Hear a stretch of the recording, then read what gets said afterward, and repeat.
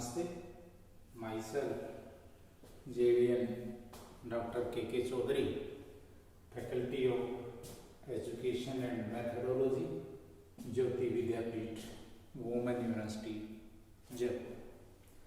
Teaching subject is animal diversity, and now we will discuss about the next topic, that is the reproduction and life cycle of Entamoeba histolytica. We have already discussed into the previous lecture about the morphology of the Entamoeba histolytica, its three forms: trophic forms, minuta forms, and the cystic forms.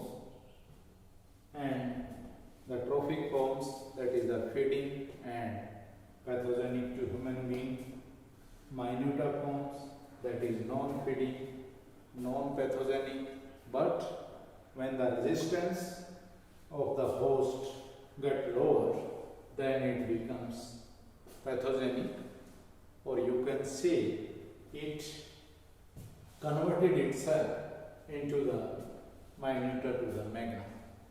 And it also has the ability under normal conditions, this minuta is converted itself into the cystic forms. So we have already discussed about the three forms. Now we will discuss about the reproduction and life cycle of Entamoeba histolytica.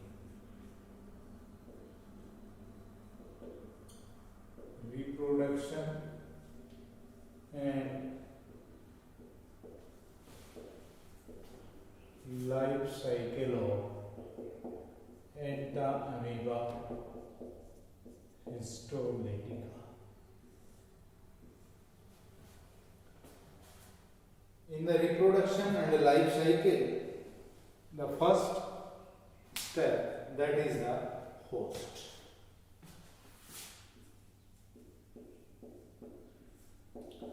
Entamoeba histolytica is monogenetic, means it requires one host.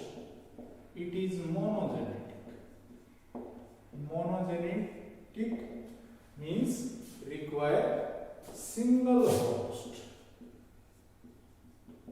Require single host to complete its life cycle. Entamoeba histolytica is monogenetic. Monogenetic means it completes its life cycle into a single host. The pig, dogs,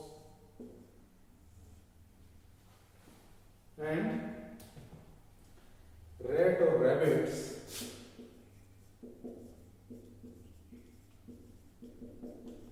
act as a reservoir host. Reservoir host means this Entamoeba histolytica is not pathogenic to the pig, dogs, rat and the rabbits, but it can remain, reside in them, and these pig, dog, rat and rabbit, these animals act as a reservoir host. Okay, so it completes its life cycle into the human being. Human being.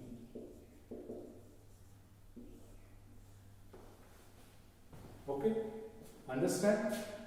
First is the host, यानी कि it require one host to complete its life cycle. Okay, means that is it is monogenetic. Monogenetic means it requires one host. Pig, dog, rat and rabbits, these act as a reservoirs or carrier, you can say, but this is non-pathogenic to these animals. So the Entamoeba histolytica completes its life cycle in human being. Okay, then the second is binary fission. The second is binary fission.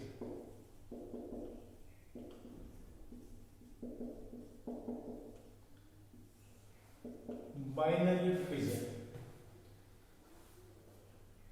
The trophozoites, or magna you can say, trophozoites divides by the binary fissions. Multiply by the binary fission within the wall of the large intestine. Wall of large intestine. By binary fission. Bi means two. It divides into the two parts. Okay? Binary fission. The nucleus first undergo the binary fission. After division of the nucleus, there is division of the cytoplasm. Means division of nucleus known as karyokinesis. Division of cytoplasm is cytokinesis. Means during binary fission, the first there is division of the nucleus. After, when the nucleus divide, then there is division of the cytoplasm. Means karyokinesis followed by the cytokinesis. Okay. Then there is, due to the binary fission, what happens? Okay. There is formation of the two organisms, new organisms, which remains, and they grow again and divide again and invade the host tissue, and some are converted into the minuta forms. You understand? Binary fission, bi means two, break down into the two parts. So trophozoites divides by the binary fission into the wall of the large intestine. So during binary fission, there first is the division of the nucleus. After division of the nucleus, there is division of the cytokinesis. Means there is karyokinesis followed by the cytokinesis. As a result, there is formation of the two organisms, and these two organisms again grow and divide.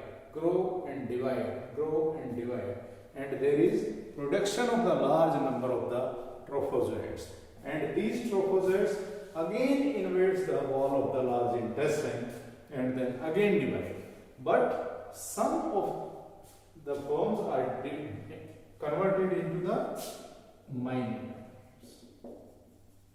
All are not converted into the formation of the trophozoites. Some are becomes the minuta. Okay? Precystic, you can say them, precystic forms. Then the next step is incystation. There is formation of the minuta. I have already told you that there is three forms: trophozoites, minuta, and the cystic. Then this is the third step, that is the incystation. Incystation. First host, second binary fission, then third is the incystation. Incystation. During normal conditions, there is formation of the cyst, and in normal conditions, this minuta forms made a cyst around itself, and the formation of the cyst take place only into the lumen of the large intestine. Okay? And they become round and develop a flexible hard covering around them, and at the time of the formation of the cyst, it is uninucleate. Thus, it is uninucleate at the only one nucleus, and after that there is mitotic division take place and formation of the binucleate, and again division of the nucleus, it forms the tetranucleate stage. Tetranucleate stage have been formed. And the tetranucleate stage constitute the infective stage. They do not develop further and they pass out from the body of the host and can live up to the 10 days at the temperature of 50 degree centigrade. So this is the incystation. Incystation ki minuta forms under normal conditions develop a hard flexible covering around itself, that is known as the cyst. At the formation of the cyst, it is uninucleate, then first mitotic division it becomes the binucleates, and the second mitotic division it becomes the tetranucleate stage. Then this tetranucleate stages constitute the infective stage, and after formation of the cyst it is passed out from the human body along with the fecal matter, and it can remain alive for the 10 days and up to the temperature of 50 degrees centigrade. 10 days, 50 degree centigrade. Okay, this is the incystation, formation of the cyst, conversion of minuta into the cystic forms. Then next is the transmission and infection. Transmission and infection. How it transmits and how it infects. The infection occurs due to the intake of the contaminated water, food with the fecal matter.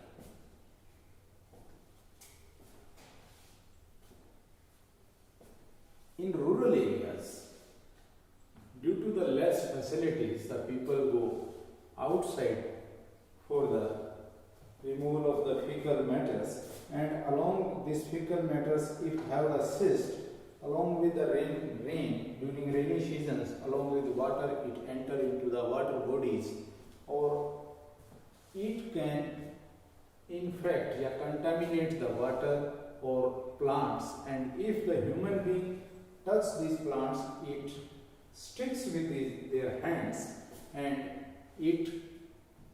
when we eat the food, then these tetranucleate cysts enter into our bodies. Okay. Then the cyst passers, the food handlers, children's, housefly and cockroaches, these can transmit these diseases. Okay. The transmission occurs due to the intake of the contaminated food, the contaminated water, and transmission occurs by the food handlers, children's, housefly and cockroaches. Okay.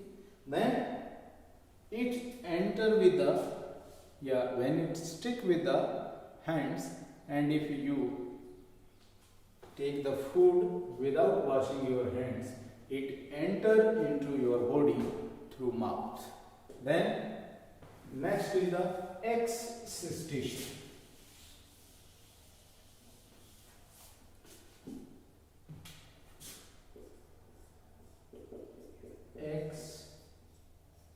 Excystation.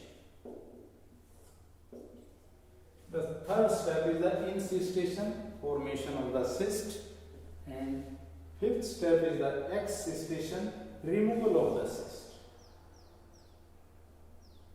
Okay, excystation. After entering into the new host, due to the contaminated food या contaminated water, the cyst enter into the body of the new host, and after entering into the host they reach to the stomach, and in the stomach there is acidic medium, HCl is secreted, and the protein digesting enzyme, that is the pepsin. But this cyst escape itself due to the effect, from the effect of the HCl and the pepsin and the gastric juice. But when they enter into the large intestine, there is the enzyme that is known as the trypsin. Trypsin is released, and the trypsin dissolve the cyst of the cystic forms. Then these the tetranucleate stage comes out of the cyst, and these are known as the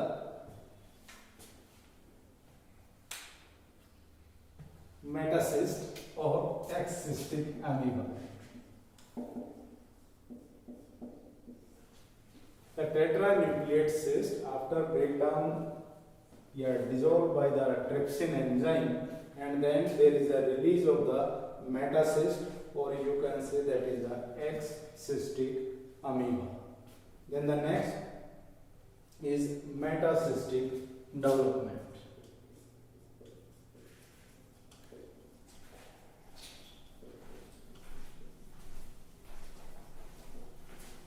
Metacystic development. Each metacyst then divided by the binary fission, okay, and form the 8 small uninucleate amoeba or metacystic trophozoites. Uninucleate amoeba or metacystic trophozoites. Metacystic development. Okay, after each metacyst then again divided by the binary fission, that is the tetranucleate stage, and after division there is formation of the 8 nucleus, and these are known as the metacystic amoeba or metacystic trophozoites. These metacystic trophozoites enter into the large intestine. Metacystic trophozoites enter into the large intestine, where they again invades the mucosa and submucosa of the large intestine, and again grow, and then again multiply, and then develop into the mature trophozoites. The mature trophozoites, that is the feeding forms and pathogenic to human being. So this is about the life cycle of the Entamoeba histolytica: host, monogenetic, binary fission, formation of the trophozoites and the minuta forms, then incystation. Minuta develop a cyst around itself, hard covering, and there is division of the nucleus and formation of the tetranucleate stage. Then after formation of the tetranucleate stage, they comes out of the body of the host, and they can remain live up to the 10 days at the temperature of 50 degrees centigrade. After coming out of the host with the contaminated water, they enter into the new host, and in stomach the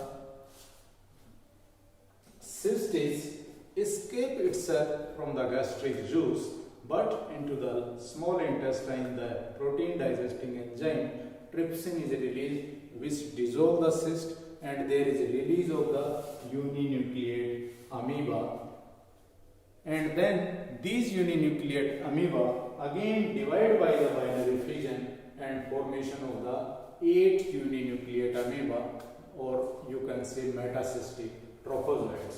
And these metacystic trophozoites again invades the large intestine, mucosa and submucosa, and they again grow and develop further, and then the next cycle is started again by fission and formation of the minute atoms. So this is all about the life cycle of the ant amoeba histolytica. Hope you understand the topic. If you have any query, please mention in the comment box. I will resolve it.